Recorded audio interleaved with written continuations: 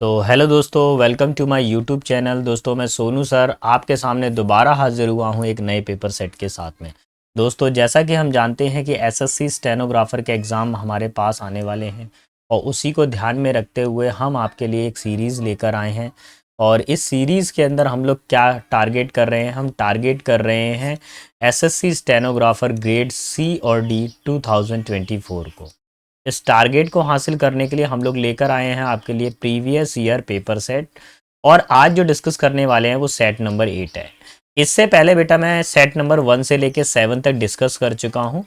ध्यान रखेंगे, रोजाना रात को 9 बजे आपके लिए मैं पर डे एक नया एसएससी स्टेनो का पेपर में अपलोड करता हूँ। 50 क्वेश्चन का पर डे मैं आपको 50 क्वेश्चन की प्रैक्टिस कराता हूँ। इसमें एक चीज़ और ज़रूरी ध्यान रखेंगे, जब तक आपका एग्ज़ाम नहीं हो जाता है तब तक ये कंटिन्यू पेपर सेट आपको मिलते रहेंगे। आपको ज़्यादा कुछ एक्स्ट्रा पढ़ने की ज़रूरत नहीं है, इसी में से हो जाएगा। जो मैं चीज़ें आपको करा रहा हूँ वो बिल्कुल एग्ज़ाम बेस्ड रहेंगी। जैसा एग्ज़ाम की डिमांड है उस तरीके की चीज़ें इसके अंदर रहेंगी। ठीक है, ग्रामर इंक्लूड रहेगी, वोकैब रहेगी, पैसेज अनसीन पैसेज, जो भी सारी चीज़ें हैं वो इसके अंदर हम लोग इंक्लूड करने वाले हैं। भाई, मेरी क्लासेस के अंदर इधर उधर की फालतू बातें नहीं होती हैं, अप टू द मार्क बात होती है। जो एग्ज़ाम है, एग्ज़ाम से रिलेटेड ही पॉइंट की बात होती है, फालतू प्रमोशंस नहीं होते हैं। तो प्लीज़ भैया, जो फालतू प्रमोशंस वाले हैं, जो केवल जस्ट टाइम पास के लिए हैं, बच्चे बेटा आप कोई और चैनल पे चले जाइए। यहाँ पे केवल हम पढ़ाई के बारे में ही चर्चा करते हैं, कोई दिखावा नहीं फालतू का, सिर्फ जैसा पेपर की रिक्वायरमेंट है हम उस पर चर्चा करते हैं। तो बिना समय गवाए मैं अपने सेशन को शुरू करता हूँ। और ये रहा क्वेश्चन नंबर 1। अच्छा, मैं एक चीज़ आपको बता दूं, मैं ये क्वेश्चन नंबर 1 से लेके 50 तक तो मैं प्रीवियस क्लास में डिस्कस कर चुका हूं। मैं आज जो डिस्कशन करने वाला हूं मैं 51 से डिस्कस करूंगा। मैं ये पूरा मैं अपने पिछले वीडियो में डिस्कस कर चुका हूं। ये भी डिस्कस कर दिया था मैंने, लास्ट मैंने यहाँ पे क्विट किया था। ठीक है, अब यहाँ से आज यहाँ से 51 से मैं स्टार्ट कर रहा हूँ। 51 से स्टार्ट कर रहा हूँ। एग्जाम का डेट देखिए, 13/10/2023 सबसे लेटेस्ट पेपर आपको दिया जा रहा है। एग्जाम डेट का आपका बता दिया। फिर यहाँ पे सेट नंबर 8 से हम लोग शुरू कर रहे हैं। क्वेश्चन नंबर मैं 1 से शुरू करने वाला, 51 से शुरू करने वाला लिखा हुआ है कि my friend borrowed a large some from me for investment in stocks but so far he hasn't any considerable dash. देखिए, बोला गया कि उसने मेरे से एक बड़ा अमाउंट लिया है इन्वेस्टमेंट के लिए स्टॉक मार्केट के अंदर, लेकिन अभी तक उसका कोई भी हमको लाभ देखने को नहीं मिला है।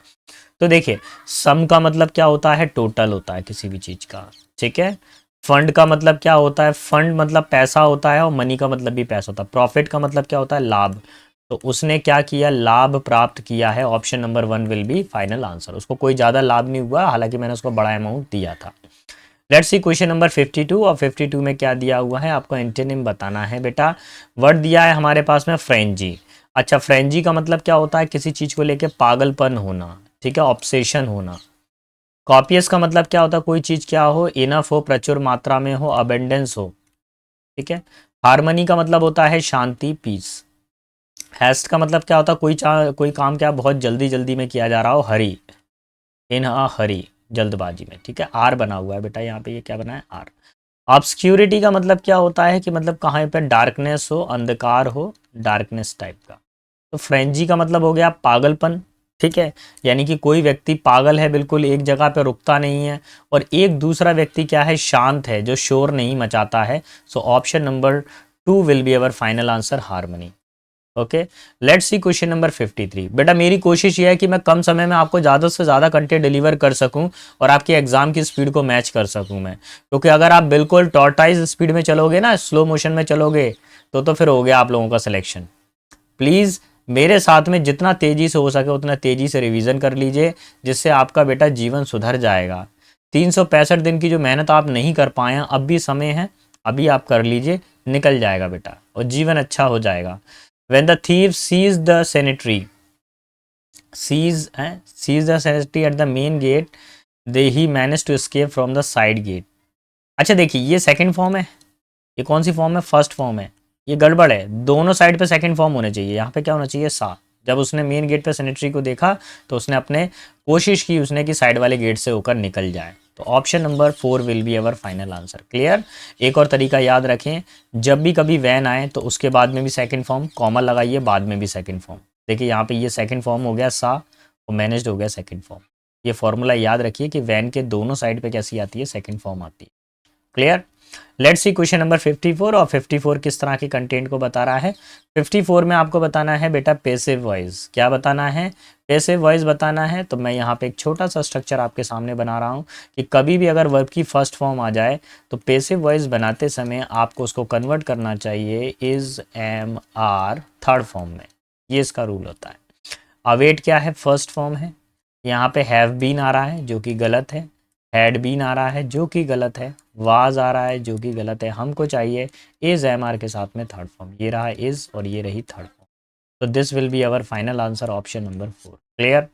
Let's see question number 55। और 55 क्या बोल रहा है, knowing that building the new park in the city centre would be a controversial issue, the mayor's office decided to let the public dash with their concern.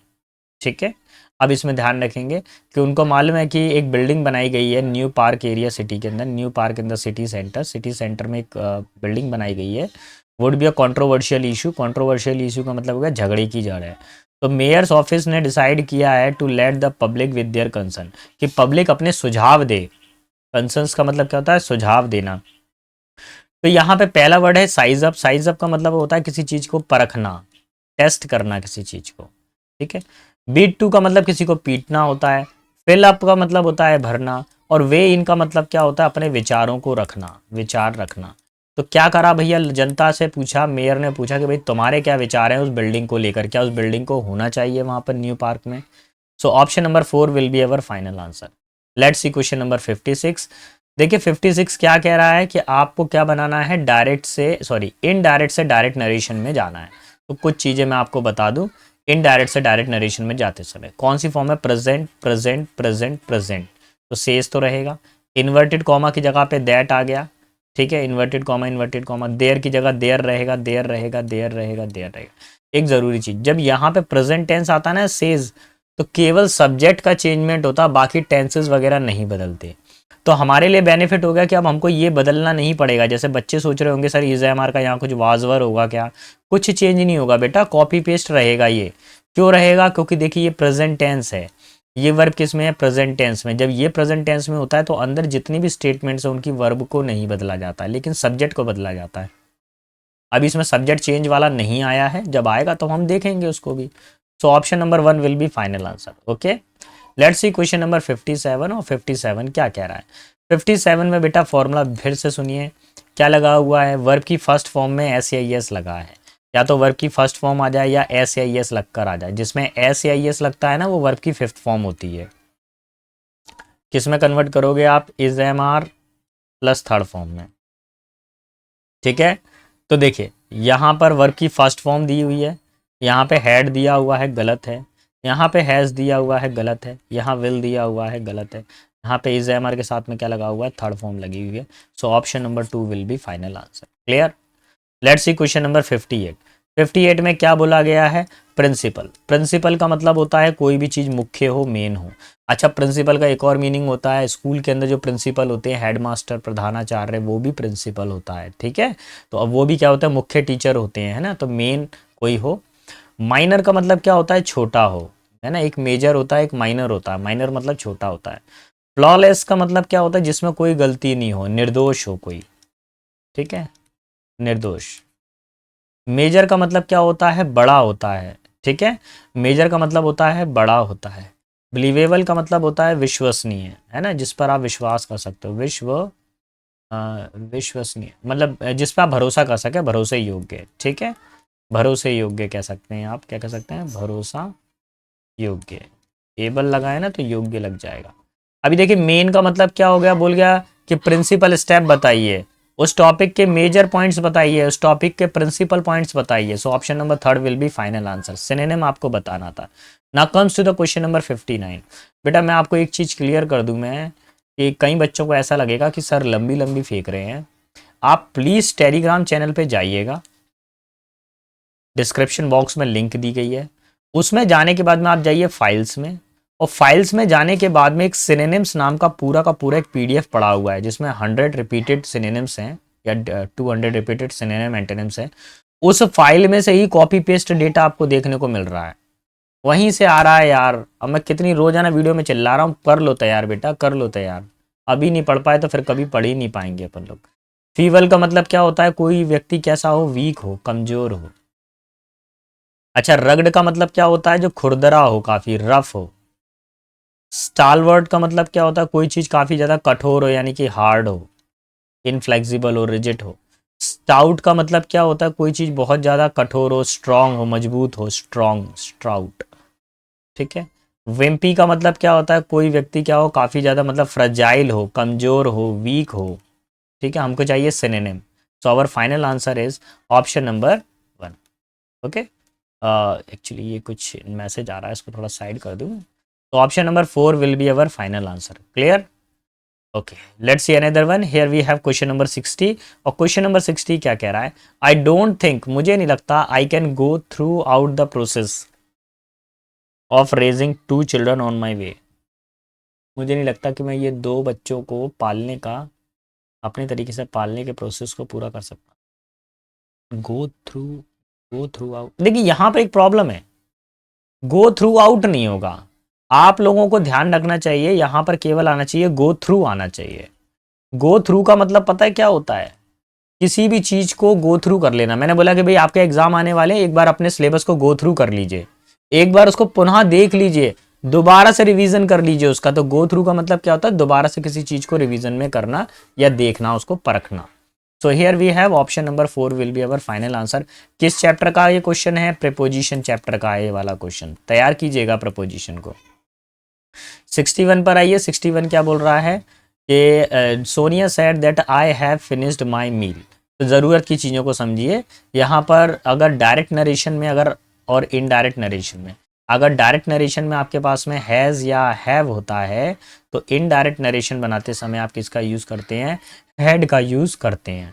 कैसे बनाएंगे देखिए, Sonia, Sonia Sonia, sad sad sad, inverted comma की जगह that that that. अब ये जो आई है, इस आई को किससे बदला जाएगा, सब्जेक्ट से। किससे बदला जाएगा, सब्जेक्ट से। तो मैं थोड़ा टेबल बना दूं, आई, मी, माई, बन गया। अब सोनिया कौन है, लड़की है, लड़कियों के लिए क्या आता है, शी, हर, हर। बस अब शुरू हो जाइए। आई को किस में बदलेंगे, शी में। तो भैया शी में बदला हुआ है। हैज एफ दिया हुआ है, हैज एफ को आप किस में बदलेंगे, हैड में। तो देखिए यहाँ हैड आ रहा है, यहाँ पे हैड आ रहा है, यहाँ हैज आ रहा है।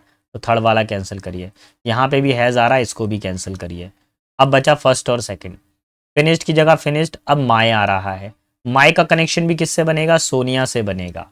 अब देखिए, जब आई का शी बन रहा है, मी का हर बन रहा है, तो माई का भी क्या बनेगा, हर बनेगा। यहाँ पे देखिए, यहाँ माई लिखा हुआ है जो कि गलत है, हमको चाहिए हर, जो कि सही है।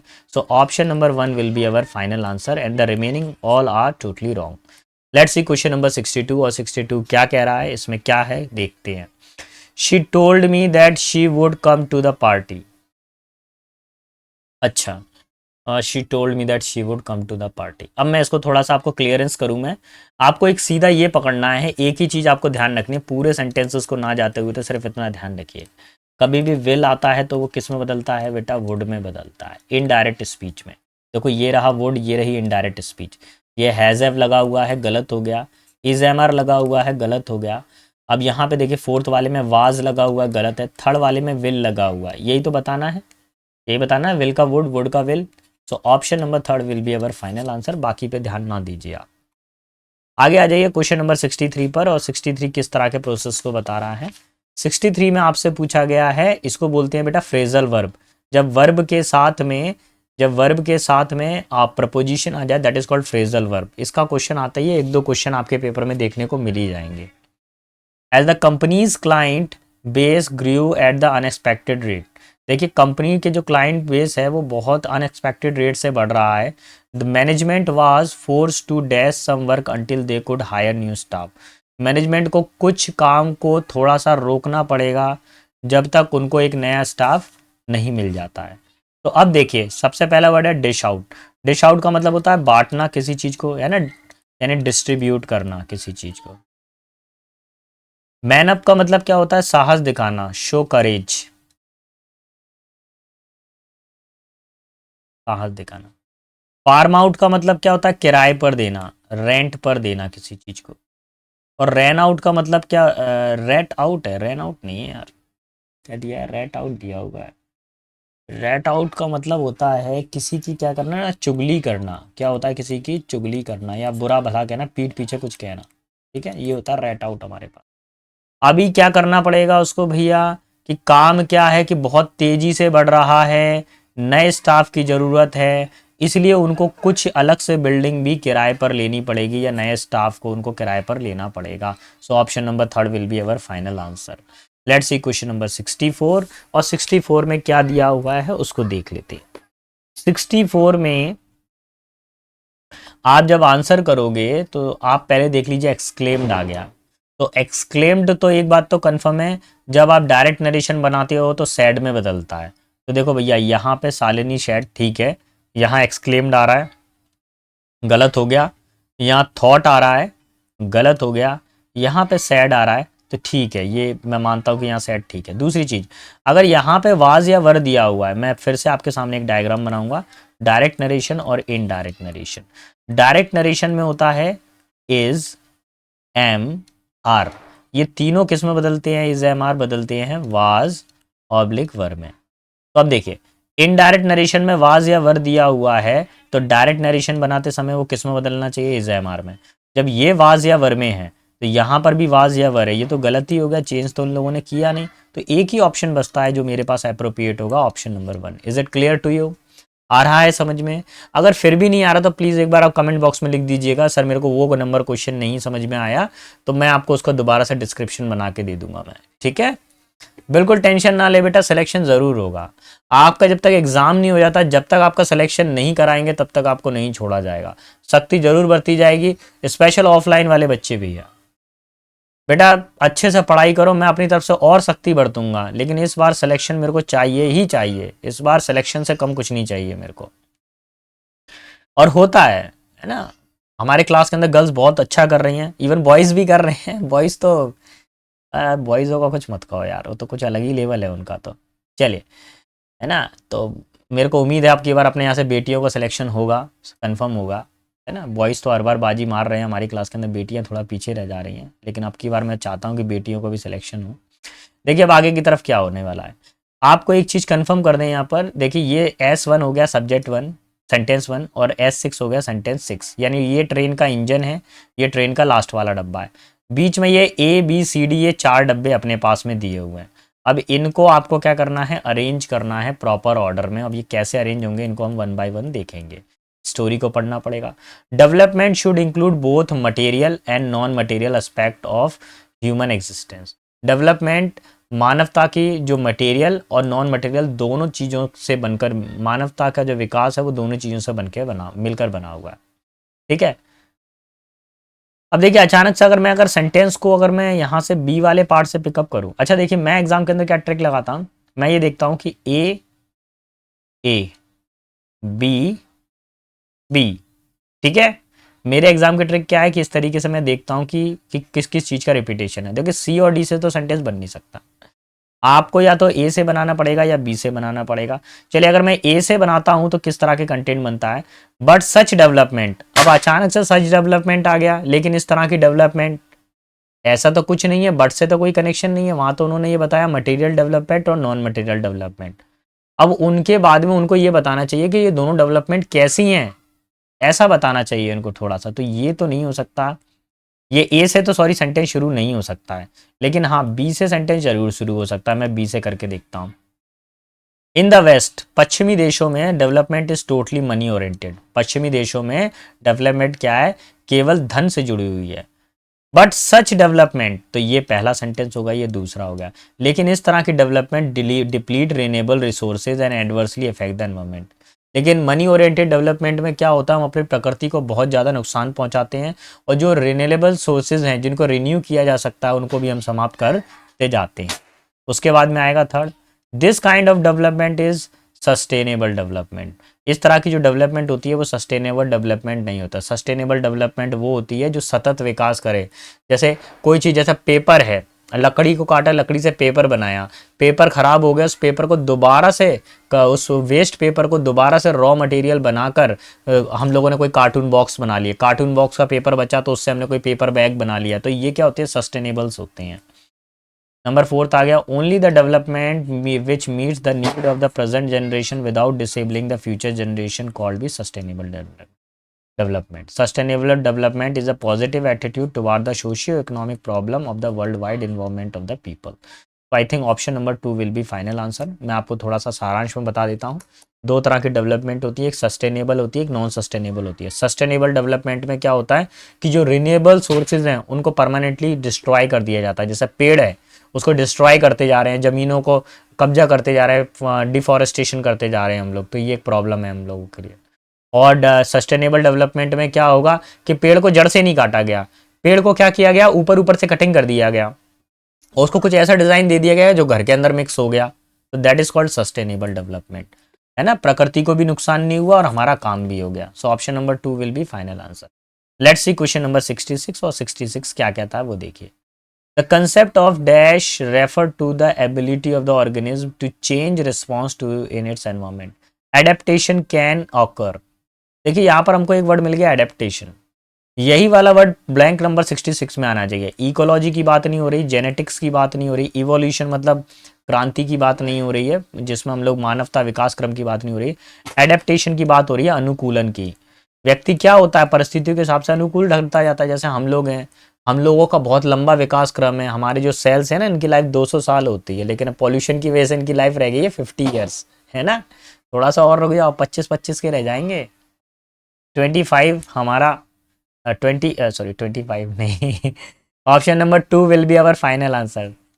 ठीक है, मुझे तो लगता है आने वाली जनरेशन 30 साल में बुढ़ी दिखने लगेगी, बुढ़े बुढ़े से दिखने लगेंगे. है ना. Adaptation can occurs through. Adaptation क्या होता है, किस किस चीज़ों से होता है वो देखिए. Occurs through dash which involve genetic process, genetic change pass down from the one generation to next. देखिए एक जनरेशन से दूसरे जनरेशन पे जब जाते हैं तो जेनेटिक चेंज आते हैं. उन जेनेटिक चेंज को क्या बोला जाता है, मॉडिफिकेशन. मॉडिफिकेशन नहीं बोला जाता. मॉडिफिकेशन तो किसी सॉलिड मटेरियल के अंदर किया जैसे जैसे घर को मॉडिफाई करा रहे हैं, कार को मॉडिफाई करा रहे हैं. कंडीशनिंग मतलब वातावरण के अनुकूल ढालना, नहीं ऐसा कुछ नहीं होगा. इसमें होगा म्यूटेशन. क्या होता है, म्यूटेशन होता है. जनरेशन के अंदर जो डीएनए के अंदर चेंजेस आते हैं वो म्यूटेशंस होते हैं, लर्निंग नहीं होता है. तो म्यूटेशन का मतलब क्या होता है, परिवर्तन. ये क्या होता है, परिवर्तन कहलाता है. Clear. So option number 3 will be final answer. Let's see question number 68. अब और डैश ऑन्टेजोनी. अब इधर पे एक वर्ड आया है ऑन्टेजेनी. ऑन्टेजेनी का मीनिंग समझिए क्या होता है. इसका मतलब होता है कि जिसके अंदर हम लोग क्या करते हैं उसको पढ़ते हैं, फीटस की स्टडी करते हैं, भ्रूण विज्ञान. ठीक है, जब बच्चा पेट के अंदर रहता है ना उसकी स्टडी करना, तो भ्रूण विज्ञान को हम लोग क्या बोलते हैं, हम लोग ऑन्टोलॉजी बोला जाता है. ठीक है. अब क्या बोल रहा है, which involve change is an individual life time. ठीक है, उसके अंदर हम लोग स्टडी करते हैं. आप किसके थ्रू स्टडी कर रहे हैं, हम लोग भ्रूण के थ्रू स्टडी कर रहे हैं. बच्चे को हम क्या करते हैं, बचपन से ही ट्रैक करते हैं कि ये 2 हफ्ते में कितना था, 3 हफ्ते में कितना था, 4 हफ्ते में कितना था. तो थ्रू एक प्रोसेस है, that is called option number 1 will be our final answer. अब आगे देखिए क्या बोल रहा है. Adaptation is a fundamental concept in biology. Adaptation क्या है, एक फंडामेंटल कंसेप्ट है बायोलॉजी के अंदर. It plays crucial role. ये एक बहुत महत्वपूर्ण भूमिका निभाता है in the dash of species over time. अब वो क्या करता है, स्पीसीज की क्या करता है वो बताइए. क्या क्लासिफिकेशन, वर्गीकरण करता है स्पीसीज का, नहीं. एक्सटिंक्शन यानी उनकी समाप्ति को बताता है, बिल्कुल नहीं. मैनेजमेंट, प्रबंधन करता है, नहीं. डाइवर्सिफिकेशन करता है. डाइवर्सिफिकेशन मतलब क्या था, विविधता. विविधता को बताता है एडेप्टेशन. देखिए कैसे विविधता को बताएगा. जैसे पहले क्या मछलियां पानी में हैं, अब कुछ मछलियों ने विकास किया तो वो जमीन पे आने लगे, तो वो थोड़े बन गए मेंढक, टॉर्टॉइस बन गए. तो ये कैसे थे, इन्होंने पानी में भी रहना सीखा, जमीन पे भी रहना सीखा. कुछ लोग उड़ना सीख गए तो वो उड़ने लगे, तो मौसम के हिसाब से ढलने लगे. है ना. पहले हमारी पूंछ हुआ करती थी, अब हमें पूंछ की आवश्यकता नहीं है तो वो नहीं उगती है पूंछ हमारी. ठीक है. अब वानर हैं, उनको आवश्यकता है तो उनकी पूंछ रहती है ना. अगर मेरी पूंछ होती ना तो मैं पूंछ से ही सेल्फी लेता डायरेक्ट. मेरी पूंछ होती ना, पूंछ पे कैमरा लगा होता, मस्त सेल्फी आती. अब आगे देखिए. Organism that are well developed. Organism जो क्या है, बहुत अच्छे तरीके से डेवलप्ड हैं. That are well developed dash to environment. है ना. Are more likely to survive and pass on the genesis to the future generation. जो क्या है, जो भी ऑर्गेनिज्म है जो बहुत ही अच्छी तरीके से डेवलप्ड है, उनका कारण क्या है? But well developed adapted to. एक बात ध्यान रखेंगे, एडेप्ट के साथ में कौन सा प्रपोजिशन आता है? टू प्रपोजिशन आता है। तो देखिए जो मौसम के हिसाब से ढल गए उन लोगों ने अभी तक सरवाइव कर लिया, नहीं तो कई प्रजातियां जो मौसम के हिसाब से नहीं ढाल पाई अपने आप को, वो समाप्त हो गई। जैसे ह्यूमन ने सीख लिया सर्दी से कैसे बचना है, गर्मी से कैसे बचना है, इसलिए तो जीवित है। नहीं तो पक्षियों को तो बचना आता भी नहीं है। रेडिएशन इतना सारा हो रहा है, 4G 5G पे जा रहे हैं हम लोग, और न जाने कितना सारा हम लोग रेडिएशन को फैला रहे हैं, पक्षी मर रहे हैं और कुछ तो हम ही मार रहे हैं। The newspaper are the dash of day to day happening in the world. तो देखिए न्यूज़पेपर के बारे में पता चल रहा है, पहली लाइन से ही पता चल रहा है कि ये जो है पॉइंट किसका है? न्यूज़पेपर से रिलेटेड है। इसमें पहला वाला क्या हो जाएगा? क्या वो लोकेशन होते हैं newspaper day to day life की? क्या वेयर हाउस सामान का घर होते हैं? हैबिटेट आदतन होते हैं? नहीं, वो क्या होता है? स्टोर हाउस होते हैं। नॉलेज का क्या होते हैं? ये स्टोर हाउस होते हैं। They add to our dash not only about own country but also about the world. वे केवल क्या करते हैं? किस तरह का क्या करते हैं? वे ना केवल हमारे देश का बल्कि संसार के अफेयर्स के बारे में भी जानकारी देते हैं। तो सेंसस का मतलब होता है समझ, एंजॉयमेंट का मतलब होता है एंटरटेनमेंट, डिक्लेरेशन का मतलब होता है घोषणा करना। आंसर हो जाएगा ऑप्शन नंबर 2 यानी कि नॉलेज देना। तो वो क्या देते हैं? नॉलेज देते हैं, ना केवल देश की बल्कि विदेश की नॉलेज भी देते हैं। Newspaper also expresses their opinions about the social and political problem through their dash. अब देखिए अखबार में क्या होता है? अखबार में क्या होते हैं? अखबार का डिजाइन होता है? नहीं। अखबार के विचार होते हैं? नहीं। रिसर्च होते हैं? नहीं। एडिटोरियल होता है। अखबार के अंदर क्या आता है? एडिटोरियल। उसके अंदर क्या आती है? किस किस तरह की खबर आती है? सामाजिक खबर आती है और राजनीतिक खबर आती है। तो 73 का आंसर हो जाएगा ऑप्शन नंबर 1। ठीक है। दे मोल्ड द रीडर्स, वे रीडर्स को मोड़ते हैं into their own way of thinking. That is why the newspaper is considered a source of dash. अच्छा, वो क्या करते हैं? रीडर्स को अपने हिसाब से मोड़ते हैं और इसलिए न्यूज़पेपर को क्या माना गया है? किस तरह का स्रोत माना गया है? Consider the source of entertainment. अभी एंटरटेनमेंट की तो चर्चा नहीं हुई है। रिफाइनमेंट शुद्धिकरण नहीं। एन एंचेंटमेंट मतलब आकर्षण नहीं। ये क्या होते हैं? पावर होती है। न्यूज़पेपर क्या एक तरफ से ताकत है आजकल, है ना। इन अ डेमोक्रेसी, डेमोक्रेसी के अंदर the press is link between the government and the people. प्रजातंत्र के अंदर जो न्यूज़पेपर है वो जनता से और सरकार से जुड़ा हुआ होता है। It gives news as to the what the government is doing. इससे हमको पता चलता है गवर्नमेंट क्या करती है। It reflect the public opinion as well. ये पब्लिक के विचारों को बताता है। It teaches the citizens and their rights. वह जनता को क्या करता है? उनके अधिकारों के बारे में बताता है। और उनके अधिकार और किसके बारे में बताता है? बताइए। अधिकारों के बारे में बताता है। क्या औषधि रेमेडीज के बारे में बताता है। रेंज मतलब क्षेत्र के बारे में बताता है। रेगुलेशंस के बारे में बताता है, नियम कायदों के बारे में, उनके अधिकार और जिम्मेदारियों के बारे में बताता है। So option number 2 will be our final answer. Is it clear to you? Okay, let's see another one. Question number 76। अब 76 क्या कह रहा है इसको जान लेते हैं। 76 में बोला गया है dash number need of for school education reform is impossible to deny on countless fronts in India. From the rule roads that the suboptimal for dash to pedagogies and that instill fear of the math. अच्छा, देखिए इसमें अगर आप चर्चा करेंगे तो उसमें क्या हो रही है? स्कूल एजुकेशन के बारे में बात हो रही है, पेडागोजी के बारे में बात हो रही है, स्टूडेंट्स के बारे में बात हो रही है, स्पेशली गर्ल्स, और सब्जेक्ट क्या दिया हुआ है? मैथ। तो एक चीज़ समझ में आती है, मैथ को देखकर ज़्यादातर लोगों के मन में डर बना होता है। तो अगर मैं इस पैसेज को इस तरीके से देखूं कि ये एक डर से संबंधित है, बच्चों की शिक्षा का डर होना, तो देखिए सबसे पहले क्या होगा?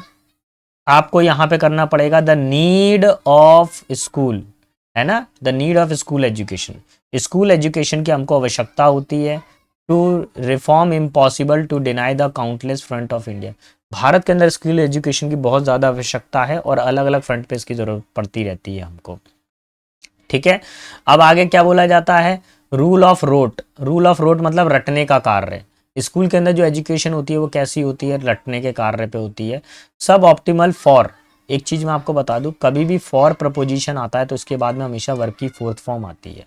क्या आता है, वर्ब की फोर्थ फॉर्म आती है यानी आईएनजी, तो सेकंड फॉर्म नहीं आ सकती, फर्स्ट फॉर्म नहीं आ सकती, बी लर्न नहीं हो सकता, लर्निंग हो सकता है, यही हमारी क्या होती है, वर्ब की फोर्थ फॉर्म होती है। Learning to pedagogies that instil fear of math, math का डर बैठ जाता है, कहाँ बैठ जाता है, बच्चों के मन में, तो क्या दो बच्चों के मन में बैठता है क्या, तो बिटवीन होता नहीं, ऑफ होता नहीं, सॉरी ऑफ ऑफ, ये दो दो ऑफ कैसे हो गए भैया, चलिए दो दो ऑफ नहीं होगा, एक चलिए डबल ऑफ कर देते हैं यहाँ पर, ये हो सकता है कि ये डबल ऑफ वाला हो ऑफ, ये भी नहीं होगा, अमंग आएगा, बच्चों के मध्य में, बहुत सारे स्टूडेंट्स हैं ना, इसलिए किसका यूज करेंगे, अमंग, स्पेशली गर्ल्स, गर्ल्स के बीच में मैथ नाम के सब्जेक्ट का बहुत ज्यादा डर बैठा हुआ है। While editing reforms education policy maker should remember what was the past experiment, देखिए पॉलिसी मेकर्स को पता होना चाहिए कि पास्ट में क्या हुआ और उसके क्या इफेक्ट आए, उनसे पॉलिसी मेकर को सीखना चाहिए, कि एजुकेशन पॉलिसी मेकर्स को सीखना चाहिए।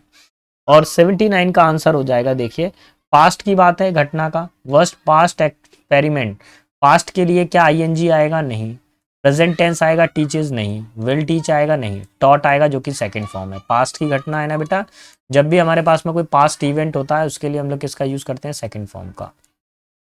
Remember CCE, continuous comprehensive evolution, CCE, college में होते हैं CCE, बच्चे बोलते हैं हमारे CC आ गए, है ना, CC बोतल चम्मच, which was assured in the use of the hosanas in 2009 but the unceremoniously kicked out in 2017, ठीक है, all turmoils and toil at dash amounted to the zills in the end, good ideas poor execution at epitaphs reading।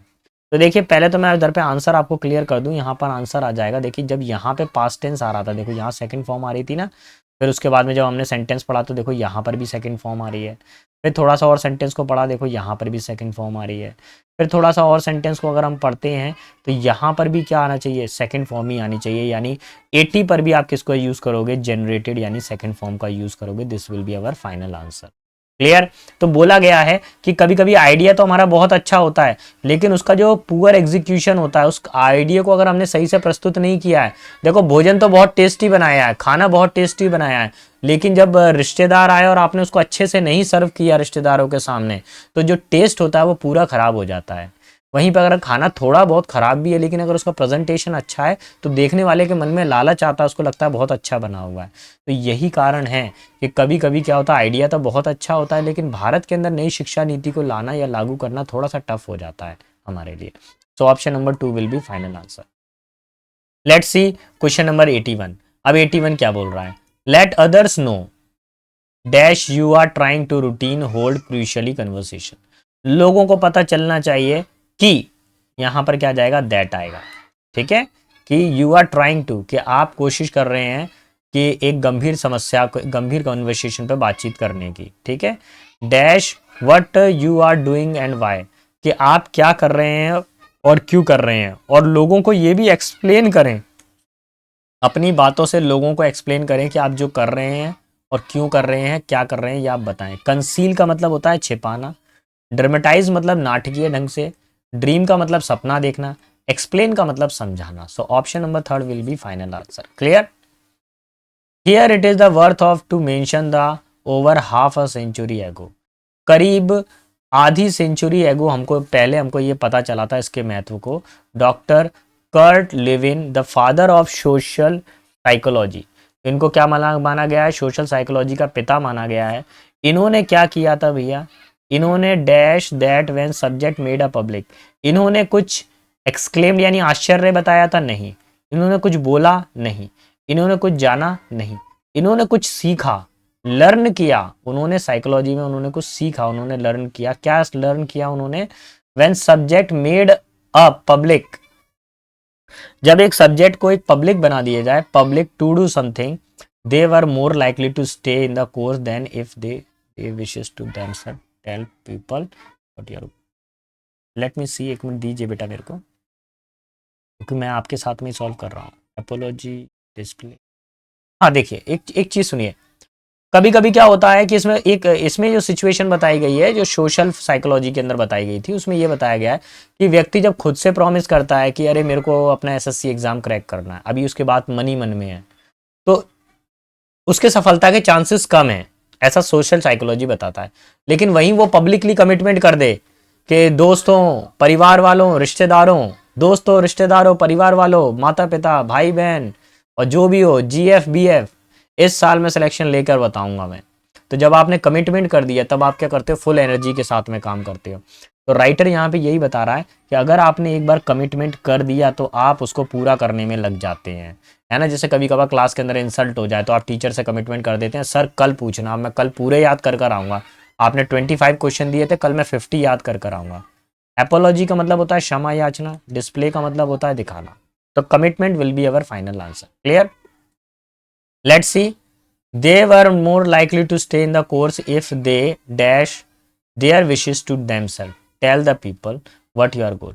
अगर ये क्या करते हैं, लोगों के सामने अगर अपनी अब खुद की बात को अगर छिपा के रखते हैं, कीप देयर विशेस, अगर अपनी विश को अपने पास में छिपा के रखते हैं तो इनके कम चांसेस होते हैं सफल होने के। लेकिन जब इसको सोशली एक्सप्रेस कर देते हैं तो इनके चांसेस ज़्यादा बन जाते हैं। ब्लैंक नहीं होगा, कंटिन्यूस भी नहीं होगा और कंसील भी नहीं होगा। Option number 1 will be final answer. Clear? Oh my God. अब आ गए बेटा अनसीन पैसेज पर। किस पर आ गए? अनसीन पैसेज पर। कल परसों एक बच्चा बोल रहा था सर अनसीन पैसेज तो आपने करवाए नहीं है, क्लोज पैसेज करवाए नहीं है। बेटा देखिए, ये जो क्वेश्चन पेपर है 100 मार्क्स का आता है, लेकिन हमने इसका 50-50 के 2 पार्ट में डिवीजन कर दिया है, जिससे लेक्चर जो है लंबा ना जाए, नहीं तो बहुत लंबा लेक्चर हो जाएगा। 100 क्वेश्चन अगर एक लेक्चर में कराऊंगा तो करीब मेरे को चाहिए उसके अंदर एक्सप्लेनेशन के लिए करीब 1.5 से 2 घंटे चाहिए, और इतनी देर तक कोई बच्चा नहीं बैठने वाला, इसलिए 50-50 का मैंने बना दिया है। ठीक है, मैं स्टार्ट करता हूँ पैसेज को पढ़ना। पहले आप इसका स्क्रीनशॉट लीजिए, मैं छिप जाता हूँ, 3 गिनूंगा, फिर आप मेरे को ढूंढना। टिक टिक 1, टिक टिक 2, टिक टिक 3। स्क्रीनशॉट करिए। ठीक है। When I first moved to the city, जब मैं पहली बार शहर गया, I taken aback by the pace of life। taken aback का मतलब क्या होता है? किसी चीज़ को देखकर काफ़ी स्तब्ध रह जाना, शॉक्ड रह जाना। Everything was always moving, हर चीज़ हमेशा चल रही है। Always in rush, जल्दबाजी में हमेशा। Car honked their horn, car अपने हॉर्न जोर जोर से बजा रही हैं। People pushed and shoved their way, लोग क्या कर रहे हैं? धक्का दे रहे हैं और अपना रास्ता बना रहे हैं। Through the crowd, भीड़ में से जा रहे हैं।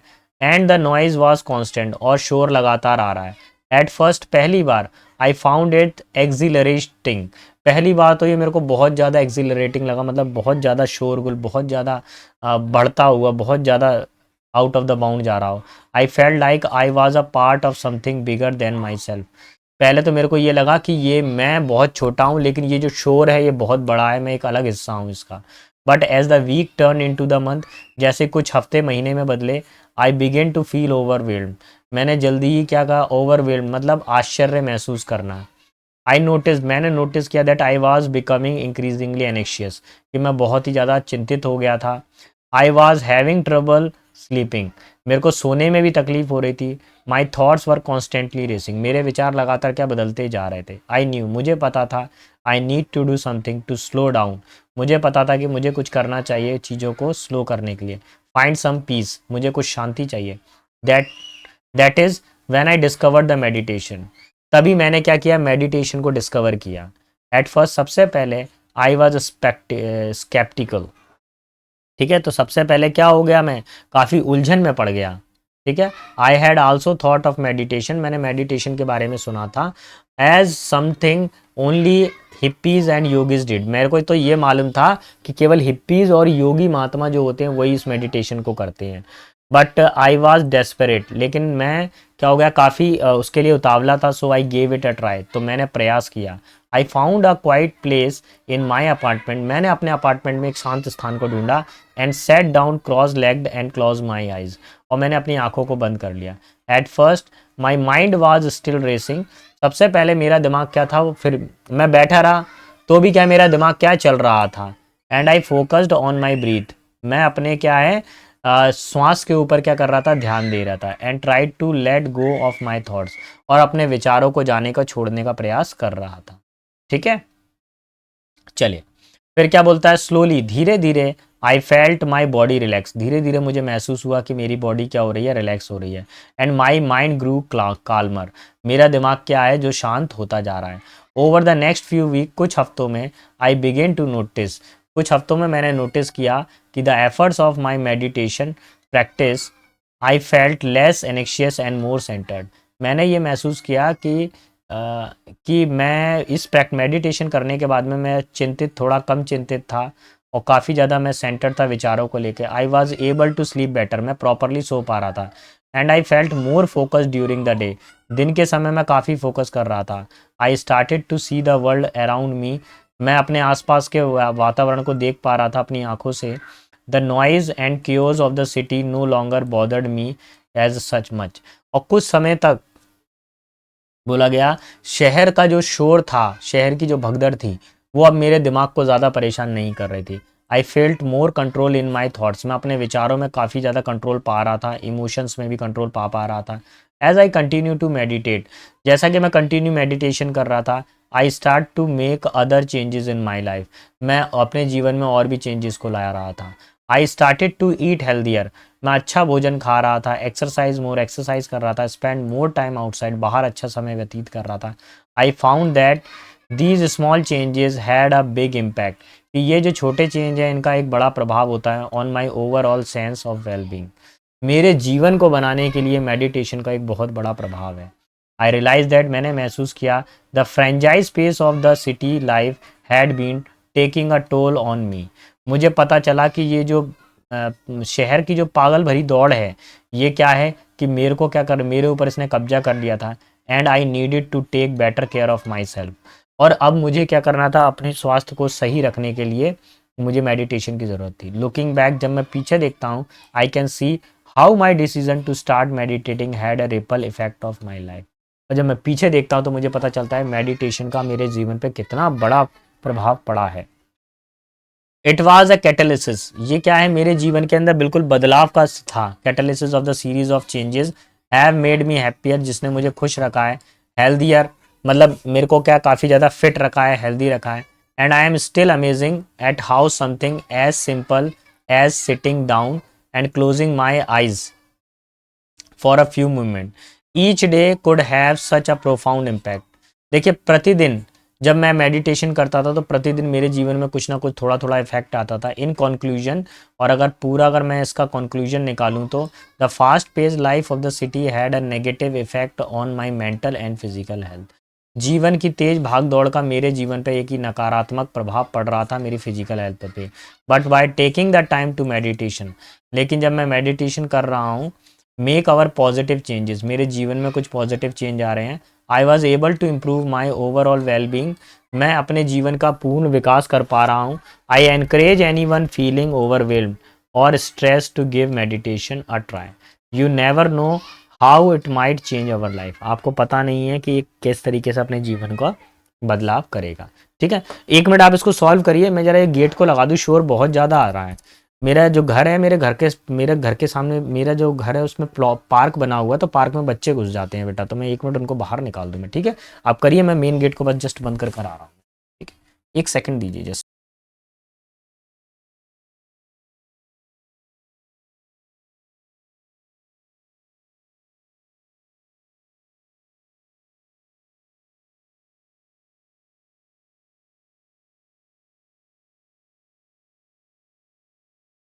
चेक फर्स्ट, सोनू सोनू सब कुछ ठीक है कि नहीं है, ठीक है। So recording is going on fair and fire.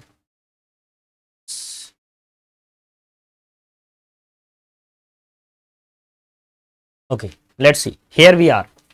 So here we go. Here we have question number 86. How does the author describe his experience with meditation?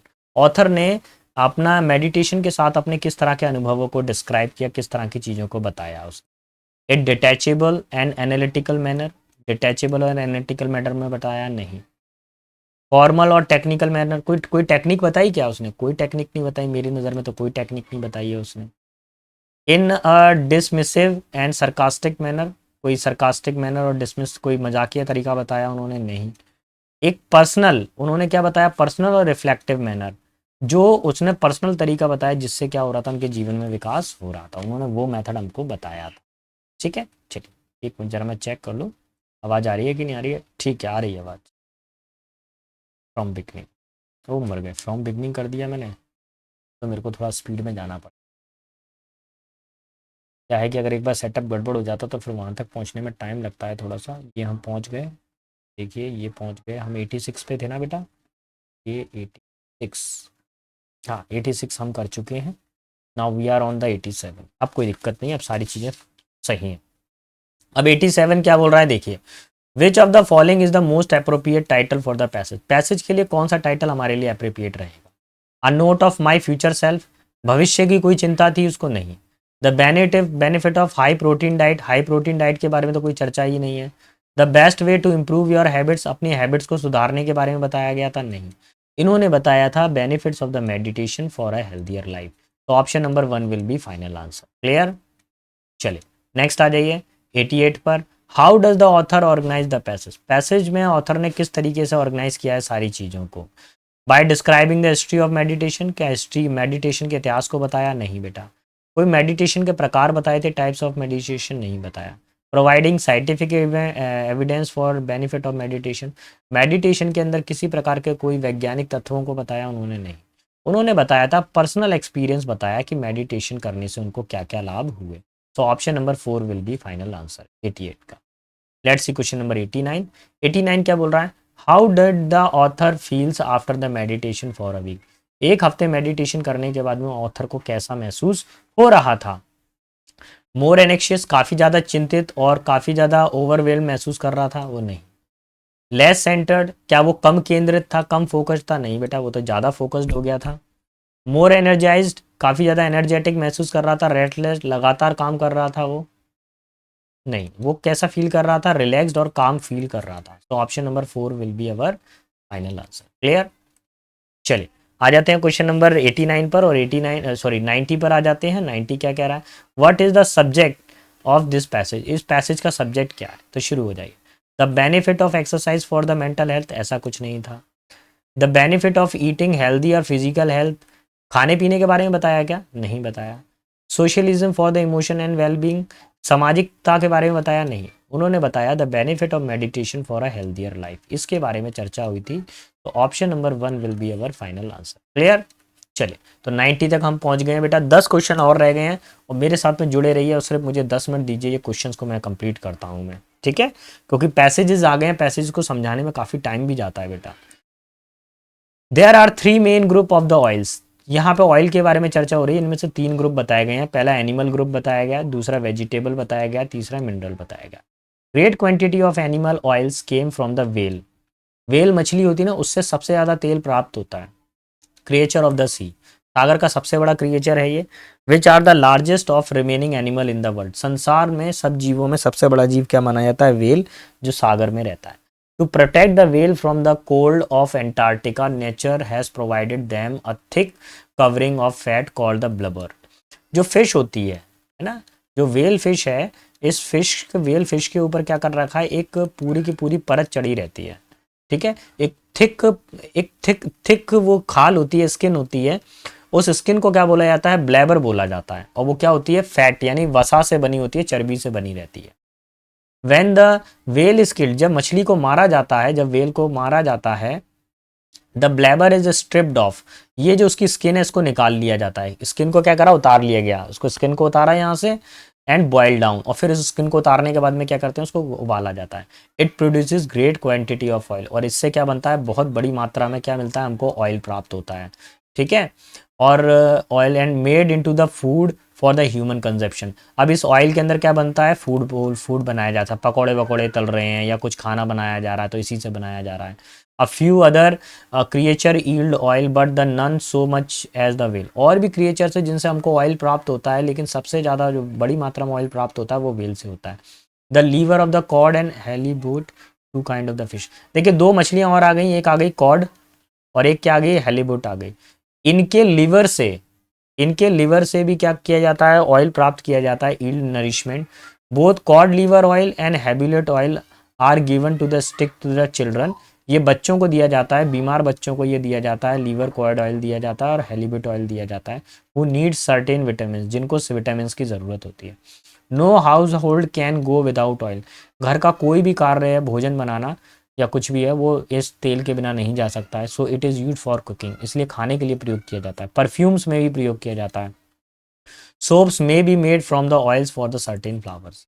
और बोला गया है कि कुछ बोला गया है जैसे फूलों से भी हमको क्या प्राप्त होता है, यहाँ पे फूलों के बारे में भी चर्चा बोली गई है कि फूलों से भी हमको क्या होता है, सुगंध प्राप्त होती है, उनसे भी कुछ ऑयल प्राप्त होते हैं हमको, जैसे सनफ्लावर ऑयल होता है। तो ये भी क्या होता है, खाना बनाने के काम में आता है या परफ्यूम या सोप के काम में आता है।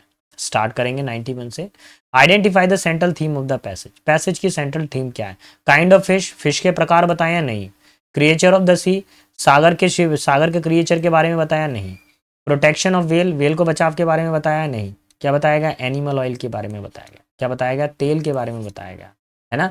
अब फिश को उन्होंने कैसा बता दिया? एनिमल कैटेगरी में बता दिया। ज़्यादातर बच्चों को क्या एरर लगेगा, काइंड ऑफ फिश के बारे में लग जाएगा, लेकिन नहीं, ये बता रहा है, इस पॉइंट से हमको क्लियर हो रहा है कि ऑयल के बारे में बताया जा रहा है। Option number 4 will be final answer. 92 पे, which oil is recommended for the sick children, why it is recommended to them. कौन सा जो है, कौन सा जो तेल है जो बच्चों के लिए प्रयोग किया जाता है और क्यों किया जाता है? अगर आप ये देखें यहाँ पर, अगर मैं थोड़ा सा यहाँ से इस लाइन को मिटाऊं, यहाँ से देखो, both cod liver oil, halibut oil are given to the sick children who need certain vitamin, जिनको क्या विटामिन की जरूरत होती है। तो अगर मैंने वो सेंटेंस पढ़ा है तो मेरा प्रॉपर आंसर लग रहा है ऑप्शन नंबर 2। ठीक है, cod liver oil, halibut oil, vitamin. Option number 2 will be my final answer. Let's see comes to the 93। Does not involve, बस इतना देखिए, does not involve the use of oil, तेल के अंदर किस चीज का प्रयोग नहीं किया जाता? हाउस होल्ड कुकिंग प्रयोग होता है, मेकिंग सोप्स प्रयोग होता है, मेकिंग परफ्यूम प्रयोग होता है, मेकिंग ऑफ शूज इसमें यूज नहीं होता है। So our final answer is option number 1। किसमें यूज नहीं होता वही बताना था हमको। 94 देखिए, how are the whale protected the naturally, प्राकृतिक रूप से वेल को कैसे बचाया जा सकता है? प्राकृतिक, हाँ, वेल किस तरीके से प्राकृतिक रूप से बचती है, उसका रीजन क्या है, क्यों बचती है? क्या उसका आकार बड़ा है इसलिए? क्या having the habitat of the architect, क्या उसको आर्किटेक्ट सागर में रहने की आदत पड़ गई है? नहीं। Bye there oil producing quality, क्या वो ऑयल बनाती है उस वजह से? नहीं। The presence of thick fat covering, उनकी जो स्किन होती है काफ़ी ज़्यादा मोटी होती है और काफ़ी फैट होता है, जिस वजह से वो सर्दी को झेल सकते हैं। सो option number 3 will be final answer. Let's see question number 95। 95 क्या बता रहा है? आपको एंटोनिम बताना है, विपरीत बताना है। यहाँ पे दिया हुआ कंजप्शन, कंजप्शन का मतलब क्या होता है? किसी चीज़ को क्या करना, कंज्यूम करना, मतलब किसी चीज़ को क्या करना, निगल जाना, ठीक है, कंज्यूम कर लेना, है ना। क्या कहते हैं कंजप्शन? उपभोग, क्या बोलते हैं इसको? उपभोग करना। कंजप्शन यानी उपभोग करना, ठीक है। क्रिएशन का मतलब होता है किसी चीज़ का निर्माण करना, ठीक है। डिप्लीशन का मतलब होता है किसी चीज़ को मतलब अंत करना, है ना। डिप्लीशन करना, किसी चीज़ का क्या हो जाना, गायब हो जाना। डिप्लीशन ऑफ ओजल एयर, यानी किसी चीज़ का डिक्रीज होना। मैंने तो ऐसे ही याद किया था, depletion is equals to decrease, ठीक है, याद नहीं होता था मेरे को। अब आगे देखिए वर्ड हमारे पास में, यूटिलाइजेशन मतलब प्रयोग और एलेशन भी दिया हुआ है। यहाँ पे देखिए उपभोग का मतलब क्या होता है? प्रयोग करना होता है।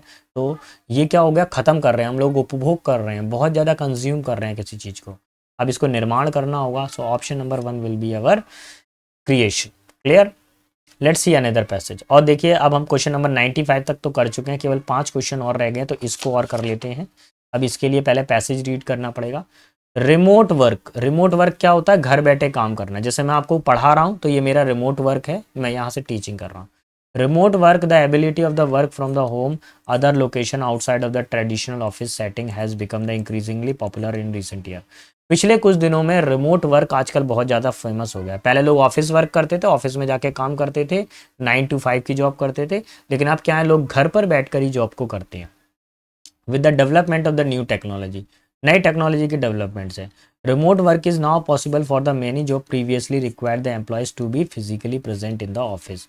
This shift toward the remote work has been driven by a number of the factors, including the desire for increasing flexibility, reduce overhead cost, improve the work-life balance। देखिए पहले क्या होता था, व्यक्ति को ऑफिस ही जाना पड़ेगा तभी काम कर पाएगा, लेकिन अब क्या है, व्यक्ति अपने घर पर बैठकर एक फ्लेक्सिबिलिटी के साथ में बिना किसी फालतू की टेंशन के वो अपने काम को घर से कर सकता है, ठीक है। उसमें उसमें कंपनी का कोई ऑफिस का किराया भी नहीं देना पड़ता कंपनी को। जैसे आपके पास लैपटॉप है या मोबाइल है, आप घर बैठे काम कर सकते हैं, ना तो कंपनी को आपको कुछ देना है कि आप एक अलग से ऑफिस बनाइए या कुछ करिए, नहीं। आप कहीं पर भी किसी भी हालत में हो, चाहे आप रेडी हुए हो चाहे नहीं हुए हो, आपको बस जस्ट टाइपिंग का काम करना है, तो बस टाइपिंग के काम में क्या आपको कुछ रेडी वेडी होना है क्या, सूट बूट पहन कर? नहीं, वो तो क्या है, ब्रेन का और हैंड का कनेक्शन है। One of the my primary benefits, इसका मेरा सबसे पहला बेनिफिट ये हुआ है, remote work is flexibility is provided. Remote work से क्या मिलती है हमको, काफ़ी ज़्यादा लचीलापन मिलता है। Employees are able to work from wherever they choose, लोग कहीं से भी काम कर सकते हैं जहाँ से भी वो चाहें, whether that be from the comfort of their own house घर से भी काम कर सकते हैं, अ लोकल कॉफ़ी शॉप, एक कॉफ़ी शॉप से भी काम कर सकते हैं, और इवन वाइल ट्रैवलिंग, यात्रा करते समय भी काम कर सकते हैं। This flexibility can allow the employees to the better balance life and personal responsibility, can result the higher job satisfaction and retention rate. और देखिए इस फ्लेक्सिबिलिटी के कारण क्या होता है, जब लोग घर बैठे काम करते हैं तो कम टेंशन होती है, और एम्प्लॉयज़ क्या करते हैं, प्रॉपर घर में भी बैलेंस कर सकते हैं वर्क को और इधर पे भी कर सकते हैं। ठीक है, जैसा अभी मैं आपको टीचिंग कर रहा हूँ, आपको पढ़ा रहा हूँ, तो साइड वाइज क्या है, मैंने दूसरा लैपटॉप पे काम लगा दिया है, तो वो मेरा लैपटॉप पे जो रिकॉर्डिंग जो लोडिंग का काम चल रहा है, या डाउनलोड्स पे मैंने कुछ चीज़ें लगा रखी हैं, कुछ वीडियोस डाउनलोड पे लगा दिए तो वो चल रहे हैं मेरे। ठीक है, तो ये चलता रहता है, जैसे मैंने फोटोकॉपी का कुछ काम लगा दिया तो वो चलता रहता है टाइमर के हिसाब से। Employees are also benefit from the increased flexibility, employers को लाभ होता है कि उनके जो फ्लेक्सिबिलिटी है वो बढ़ती है। As a remote work can lead to reduce the overhead cost such as the rent, utility, the office and space. देखिए अगर कोई घर पे काम कर रहा है तो उसके बहुत सारी चीज़ें कम हो जाती है। क्या क्या कम हो जाती है, मकान का किराया कम हो जाता है, ऑफिस का स्पेस कम हो जाता है, in addition to the flexibility. और इसमें अगर और फ्लेक्सिबिलिटी चाहिए, remote work has also been linked to the increased productivity. अब ये रिमोट वर्क से क्या है कि प्रोडक्टिविटी भी काफ़ी बढ़ती है। Many studies have shown that the employees who work from home are often more productive than those who work in a traditional office setting. देखिए बोला गया है कि जो लोग घर से काम करते हैं और कुछ लोग ऑफिस से काम करते हैं, तो जो घर से काम करने वाले लोग होते हैं वो ज़्यादा प्रोडक्टिव होते हैं, ज़्यादा ठीक होते हैं ऑफिस में काम करने के बजाय। This is due to in part to reduce the distraction, interruption as well as the ability to work during the one most productive hours rather than adhering to the tradition 9 to 7 schedule। देखिए क्या होता है, अगर office में जाते हैं तो office में जाओगे तो 100 तरह की बातें होंगी और डिस्ट्रैक्शन बहुत ज़्यादा होगा। लेकिन जब आप घर पे बैठ के काम करते हो तो आपको मालूम होता है कि मेरे को इतना काम आज निपटाना है, इसको पूरा करना है, एक टारगेट होता है। दूसरी बात, 9 to 5 का कोई शेड्यूल नहीं है, जब आपका मन है तब आप उस काम को कर लीजिए। जैसे फ्रीलांसर पे काम क्या होता है, जब मन होगा तब हम काम कर सकते हैं। फर्दर मोर, और तो और, remote work can lead to a more diverse and inclusive work space. तो इसमें क्या होता है कि विभिन्न बहुत सारी डाइवर्सिटी होती है, रिमोट वर्क में विभिन्न काम मिलती हैं, अलग अलग जगह पे वर्क काम करने का मौका मिलता है। Individual with disability and care giving responsibility can more easily participate in the work. देखिए ऐसे व्यक्ति जो क्या है काफ़ी डिसेबल्ड हैं, हाथ पैरों से प्रॉब्लम है उनको, और या जिनके ऊपर ऐसी रिस्पॉन्सिबिलिटी है केयर गिविंग, जिनको देख रेख भी करनी है, वो लोग भी घर बैठे अपना काम कर सकते हैं। ठीक है, डिस्पाइट द बेनिफिट, इसके कई सारे फ़ायदे होने के बावजूद भी there are also some drawbacks, उसके कुछ ड्रॉबैक्स भी हैं। Consider that when it's comes to the remote work, जब ये बाहर काम करने की बात आती है, रिमोट वर्क की बात आती है, one of the primary concern is lack of social interaction and collaboration. देखिए अगर मैं घर बैठे आप पढ़ा रहा हूँ, मैं यहाँ से बच्चे मेरे से इंटरेक्ट कर रहे हैं, आप कैसे सोशल मीडिया पे जुड़ रहे हैं, तो अब ऐसी स्थिति में मैं आपके दिमाग को प्रॉपरली नहीं ट्रैक कर सकता हूँ। लेकिन जब आप ऑफलाइन क्लास में बैठे होगे और जब मैं पढ़ा रहा हूँ और उस समय अगर आप बातचीत कर रहे होंगे तो तत्काल मैं टोक दूंगा, मैं बोल दूंगा भाई देखो बातें नहीं करें भाई, अभी मैं पढ़ा रहा हूँ, इंपॉर्टेंट है ये आपके पेपर में आने वाला, आप बात ना करें। तो ये क्या होता है, एक सोशल कम्युनिकेशन होता है। बच्चे को लगता है कि हाँ भाई टीचर ने मेरे को डांटा है, वो मेरा हित चाहता है, वो ये चाहता है कि मेरा सिलेक्शन हो, इसलिए वो मेरे को डांट रहा है ना। खासकर भैया ऑफलाइन क्लासेस में तो मैं बात तो बिल्कुल नहीं करने देता क्लास के अंदर, तो यही कारण है कि ऑफलाइन में 200 प्लस सिलेक्शंस है मेरे पास में, है ना। बच्चों को थोड़ा बुरा जरूर लगता है, लेकिन जब उनका सिलेक्शन हो जाता है तो वो लौट के कहते नहीं सर सिलेक्शन हुआ, है ना। उस समय टीचर का कहना बुरा लगता है, लेकिन जब सिलेक्शन हो जाता है तो वो उन बच्चों को अच्छा लगने लगता है। ठीक है, when employees are working remotely, जब एम्प्लॉयज़ घर बैठे काम करते हैं, दूर से ही काम करते हैं, they may miss out the benefit of in person collaboration, तब वो लोगों के साथ में काम करने के तरीके को थोड़ा सा वो मिस करने लगते हैं। ब्रेन स्टॉर्मिंग सेशंस, लोग कैसे अपने दिमागों को स्ट्रॉम करते हैं, दिमाग को घुमाते हैं, उसको मिस करने करते हैं। And ability to bounce ideas off the colleagues, और वो क्या करते हैं कि जो अचानक से किसी कलीग के दिमाग में कोई अपना कोलीग्स है, अपना सहकर्मी है, उसके दिमाग में कोई आइडिया आ रहा है, अचानक से वो आइडिया जब वो बताता है तो उस चीज़ को वो मिस करते हैं। एडिशनली, और तो और, remote work can lead to the feeling of the isolation and loneliness. अगर आप रिमोट वर्क कर रहे हैं, घर बैठे काम कर रहे हैं, दूरस्थ काम कर रहे हैं, तो आप आइसोलेशन मतलब अकेला रहना, लोनलीनेस अकेला रहना, which can have negative impact on the mental health and job satisfaction. आप सिर्फ अपने कमरे में बैठे हुए हैं, घर से बाहर कहीं नहीं जा रहे हैं, बैठे बैठे काम कर रहे हैं, तो आप काफ़ी बोरिंग भी महसूस करने लगते हैं, अकेलापन महसूस करने हैं। Other potential drawback of the remote work is the potential for the blurred boundaries between the work and work life. ठीक है, दो बाउंड्री होती हैं इनके बीच में, एक ब्लड बाउंड्री होती है, एक काम काम और पर्सनल लाइफ के बीच में क्या होती है, एक धुंधली सी रेखा होती है जो क्या बढ़ती जाती है। When the employees work from home, जब लोग घर से काम करते हैं, it can be difficult to separate work time for the personal time. जब लोग घर बैठे काम करते हैं तो उनके पास में पर्सनल टाइम के लिए पर्सनल का टाइम नहीं होता है उनके पास में, leading to the longer work hours and decrease the work life balance. देखिए, जब आप घर बैठे काम करते हैं तो आप क्या सोचते हैं, चलो ठीक है यार, कोई काम 6 घंटे का होता है तो 8 घंटे ही तो लगेंगे, घर पे ही तो हैं, लेजीनेस में काम करते हैं। लेकिन जब आप ऑफिस में काम करते हैं तो आपको मालूम है कि भाई आज शाम ऑफिस बंद होने वाला है 5 बजे, तो मुझे ये फाइल शाम को 5 बजे तक ही किसी भी तरीके से सबमिट करनी है। तो आप क्या करते हैं, फास्ट तरीके से काम करते हैं और फिर क्या करते हैं, अपने पर्सनल लाइफ को देखते हैं। एडिशनली, और तो और, without the structure of the traditional office environment, it can be easy for the employer to become distracted and procrastinate, leading to the decreased productivity। देखिए, अगर आप घर बैठे काम करोगे तो क्या सोचोगे, चलो ठीक है, आज नहीं हुआ तो कल देख लेंगे यार, अभी नहीं हो पा रहा तो 2 घंटे बाद में कर लेंगे, चलो अभी थोड़ा सा बाहर घूम आते हैं, 3 घंटे बाद में कर लेंगे। ऐसा होता था, इसको हम बोलते हैं प्रोक्रेस्टिनेट, मतलब टालना।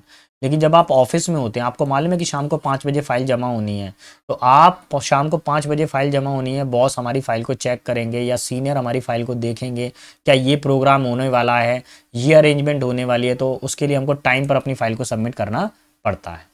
ओवरऑल अगर देखा जाए तो while the remote work offer में बी मैनी बेनिफिट्स, वो रिमोट ऑफिस के कई सारे बेनिफिट भी हैं, it is important for the both employees and employees to considerable potential drawback to step backs to the mitigate. This may include the finding way to the maintain social interaction and collaboration, setting clear boundaries between the work and personal time, establishing a structured routine to ensure the productivity work-life balance।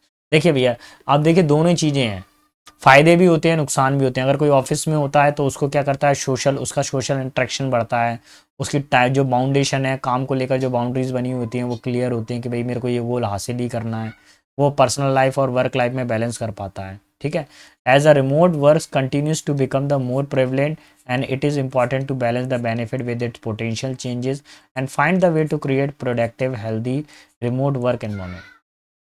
देखिए, अगर आप घर बैठे काम कर रहे हैं तो आपको ये भी देखना होता है कि एक हेल्दी एनवायरनमेंट हो, है ना। आप जैसे मैं घर बैठे पढ़ा रहा हूँ, अब बाहर मेरे पार्क में बच्चे आ गए, बच्चे उधम मचा रहे हैं, तो मैंने क्या कर दिया, अभी मेन गेट को बंद कर दिया, तो मैंने एक बैलेंस कर दिया, मैंने बच्चों का भी मन को नहीं तोड़ा, मैंने अपने रूम का गेट लगा लिया। अब मैं बाहर जाके देखूंगा इन्होंने क्या क्या तोड़ा होगा मेरे पार्क के अंदर, फूल वूल तोड़ के ले जाते हैं, सब सत्यानाश कर रखा है। परेशान हो गया हूँ मैं तो इनकी वजह से, इतने सिर पे चढ़ गए हैं। टीचर नाम की तो कोई दहशत ही नहीं है, डरते ही नहीं है मेरे से। ठीक है बेटा, अभी पेपर आ जाने दो तब बताऊंगा। विच of the following statement best has represented a real world examples. Blood boundaries, blood जो ब्लड मतलब धुंधली रेखा को कौन किस शब्द से हम प्रॉपर बता सकते हैं।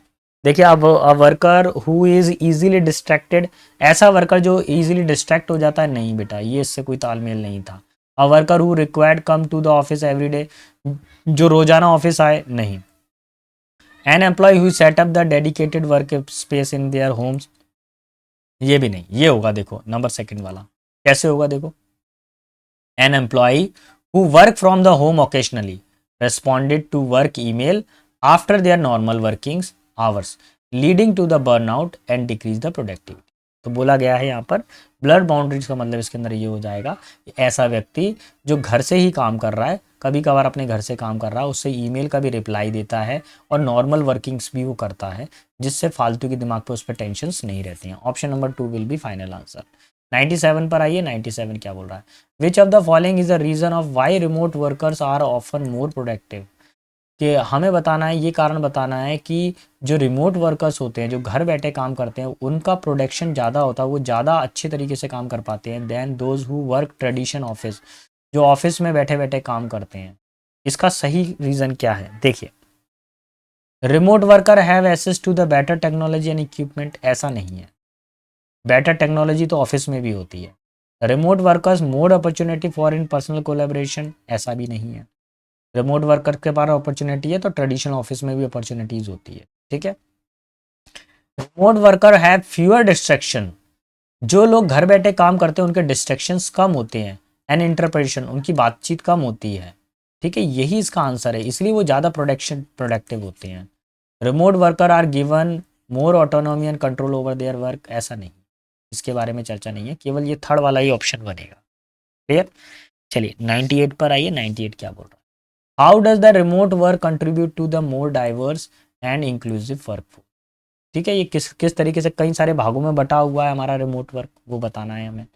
तो देखिए 98 का जो आंसर है वो है C for Calcutta. It allows individual with disability to participate in the workforce. देखिए अगर कोई डिसेबल्ड भी है, जैसे अगर किसी को कोई प्रॉब्लम भी है हाथ या पैर में या फेस पे कुछ प्रॉब्लम है, तो वो व्यक्ति भी क्या कर सकता है, घर बैठे काम कर सकता है, ठीक है। तो ये एक रिमोट वर्क का फ़ायदा है। जैसे अगर आपको कंप्यूटर्स में नॉलेज है, आपको ग्राफिक्स पे काम करना अच्छा लगता है, आपको डेटा साइंटिस्ट बनना अच्छा लगता है, डेटा को कलेक्ट करना अच्छा लगता है, तो बैठिए वर्क फ्रॉम होम करिए आप। एक्सेल आपको आता है तो वर्क फ्रॉम होम करिए आप। अब एक ज़रूरी चीज़ बेटा ध्यान रखेंगे, 99 और 100 दो क्वेश्चन रह गए। रोजाना रात को 9 बजे एसएससी स्टेनो का पेपर आपका अपलोड हो जाता है। आपको कोई भी डाउट हो तो प्लीज़ बेटा कमेंट बॉक्स में मेरे को लिख कर बताइए। मैंने सारे के सारे इंपॉर्टेंट वोकेबलरी आपको टेलीग्राम चैनल पे दे दी है, फिर भी आपको नहीं मिल पा रहा है तो कमेंट बॉक्स में लिखिए कि सर आप हमें वोकेबलरी शेयर कर दीजिए, तो मैं आपको वहाँ वोकेबलरी शेयर कर दूंगा या लिंक आपको शेयर कर दूंगा, ठीक है। चलिए क्वेश्चन नंबर 99 पर आइए। 99 क्या बोल रहा है, what is the central theme of the passage. Passage का सेंट्रल थीम क्या है, identifying the benefit and the drawback of the remote work for the both employers and employees, यही इसका आंसर, ठीक है। बेनिफिट देखने होते हैं और लाभ, इसमें पैसेज के अंदर ये बताया गया है कि फायदे और नुकसान दोनों बताए गए हैं रिमोट वर्कर के और ऑफिस वर्कर के। 100 देखिए क्या बोल रहा है, what has been driven shift toward the remote work.